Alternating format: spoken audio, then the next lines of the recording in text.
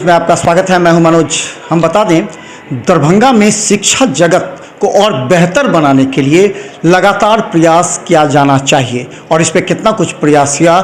दरभंगा के तमाम अभिभावकों की निगाहें इस बार जो सेशन है उस सेशन पर टिकी हुई है, क्योंकि 2 साल लगभग कोरोना संक्रमण के दौरान बच्चे जब घर में थे तो कैसा अनुभव हुआ और बच्चे जब घर से बाहर निकलकर स्कूल में आ रहे हैं तब कैसा अनुभव हुआ, ये आपने सुना। लेकिन हमारे साथ ज्ञान भारती पब्लिक स्कूल के प्रिंसिपल हैं हमारे साथ गणेश प्रसाद सिंह जी। हम इनसे पूछेंगे क्योंकि अनुभव भी बहुत बड़ा मायने रखता है। आप लोगों ने पूरा कोरोना संक्रमण के दौरान जो ऑनलाइन किया होगा तो उसका और अब ऑफलाइन चल रहा है, क्या लग रहा है, क्या अंतर आपको नजर आ रहा है? सबसे पहले तो मैं समस्त अभिभावकों, बच्चों और आप सबों मीडिया बंधुओं को, प्रशासनिक पदाधिकारियों को आने वाले नव वर्ष की मैं शुभकामना देता हूं, अपनी ओर से भी और विद्यालय परिवार की ओर से। हम सभी जानते हैं कि विगत 2 साल से जो कोविड-19 के तहत विद्यालय प्रभावित हुआ, बच्चों की पढ़ाई लिखाई प्रभावित हुई, उसमें बिहार सरकार और भारत सरकार के गाइडलाइन के अनुसार हम लोग ऑनलाइन क्लासेज की व्यवस्था लगातार करते रहे। लेकिन दिक्कत ये हुई कि बहुत सारे बच्चे ऑनलाइन क्लास से जुड़ नहीं पाए क्योंकि संसाधन का अभाव रहता है हर गार्जियन को। सब गार्जियन तो संपन्न होते नहीं हैं और हमारे यहाँ खास करके जो है सो ऐसे परिवार के भी बच्चे हैं जो पूर्णतः इस मामले में संपन्न नहीं हैं। तो फिर सरकार के गाइडलाइन के अनुसार जो ऑफलाइन क्लास की व्यवस्था किया गया तो उसमें हम लोग प्रयास कर रहे हैं कि उसके सिलेबस की संपूर्ण व्यवस्था हम लोग करें। हमारे जो विद्वान शिक्षक हैं, आपने जो ऑनलाइन क्लासेस चल रहे थे अब ऑफलाइन आया है तो क्या अनुभव, क्या बच्चों में किस तरह के बदलाव आए? क्योंकि हमने देखा है अभिभावक का भी कहना है कि काफ़ी बदलाव आया है, तो आपने क्या महसूस किया? हाँ, बच्चे काफ़ी उत्साहित हैं क्योंकि उनको जो है सो एक जगह बैठ कर के पढ़ने का मौका मिलता है, कुछ बातें करने का मौका मिलता है, आपस में डिस्कशन भी करते हैं, तो विषय वस्तु को समझने में उनको कठिनाई नहीं होती है। शिक्षक के डायरेक्ट संपर्क में होते हैं, इसलिए बच्चे ऑफलाइन क्लास में ज़्यादा उत्साहित हैं और अपने भविष्य को संवारने के लिए वो अपना प्रयास कर रहे हैं, विषय वस्तु को आगे बढ़ा रहे हैं, सब्जेक्ट मैटर को आगे बढ़ा रहे हैं। अच्छा, ये क्या लगा कि बच्चों में थोड़ा सा लेजीनेस आया होगा, आलस्यपन आया होगा? जब बच्चे आ रहे हैं तो थोड़ा इनडिसिप्लिन हुए होंगे, बच्चे थोड़ा सा जो उनका पढ़ाई का जो लेवल था उसमें कमी आई होगी, इसमें क्या कमी आई? 1-2 रोज़ तो देखने को ऐसा मिला, लेकिन जैसे ही 1-2 रोज़ स्कूल में बच्चे आए और बीता तो फिर वो पुराने पद्धति पर अनुशासन की व्यवस्था में, पढ़ाई लिखाई में वो उत्तरोत्तर अपना प्रयास करने लगे। अच्छा, 2022 और 23 के लिए अगर हम बता दें जो सेशन है ये तमाम अभिभावक देख रहे हैं, क्योंकि हमारा एक मिशन चला है दरभंगा के तमाम स्कूलों से जानना चाहते हैं जो 1.5 साल 2 साल में जो सिलेबस या जो पढ़ाई बच्चों को पढ़नी चाहिए वो नहीं हुआ, ऑनलाइन नहीं पढ़ पाए, ऑनलाइन कहें तो एक तरह से फेल्योर ही रहा, सभी स्कूलों की बात हम कर रहे हैं।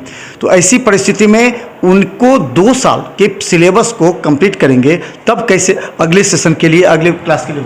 देखिए, हम सभी आदमी जानते हैं कि जैसे CBSE के अनुसार 9वीं और 10वीं और 12वीं के बच्चों के लिए जो है सो टर्म 1 और टर्म 2 की व्यवस्था किया गया। इसको भी ध्यान में रखते हुए और नई शिक्षा नीति पद्धति को भी ध्यान में रखते हुए तो हम लोग भी जो है सो उसके नीचे के बच्चों के लिए प्रयास कर रहे हैं कि टर्म 1 और टर्म 2 को ही ध्यान में रख करके उसके सिलेबस को पूर्णतः व्यवस्था करें और बच्चे इसमें पूर्णतः जो है सो संतुष्ट भी हैं और कोशिश भी कर रहे हैं कि हम शिक्षकों के साथ मिल करके अपने सिलेबस को पूरा करें जिससे वह बेहतर कर सके रिजल्ट। शिक्षकों में क्या परिवर्तन आपको देखने को मिला है कि जो पिछले कोरोना संक्रमण के दौरान जो ऑनलाइन थे और अभी ऑफलाइन में? क्योंकि ये बातें बहुत महत्वपूर्ण है, अभिभावक जानना चाहेंगे जब उनके बच्चे नए से समझाएंगे तो क्या वही क्वालिटी हो गए, वही एजुकेशन होगा या फिर कुछ क्या परिवर्तन लगा? शिक्षकों में भी इस कोरोना काल के बाद जो परिस्थिति बनी है तो उत्तरोत्तर वह प्रयास कर रहे हैं कि आने वाले जो सेशन है वो शिक्षक जो है सो प्रयास करके बच्चों को और अधिक बेहतर जो है सो देने का प्रयास करेंगे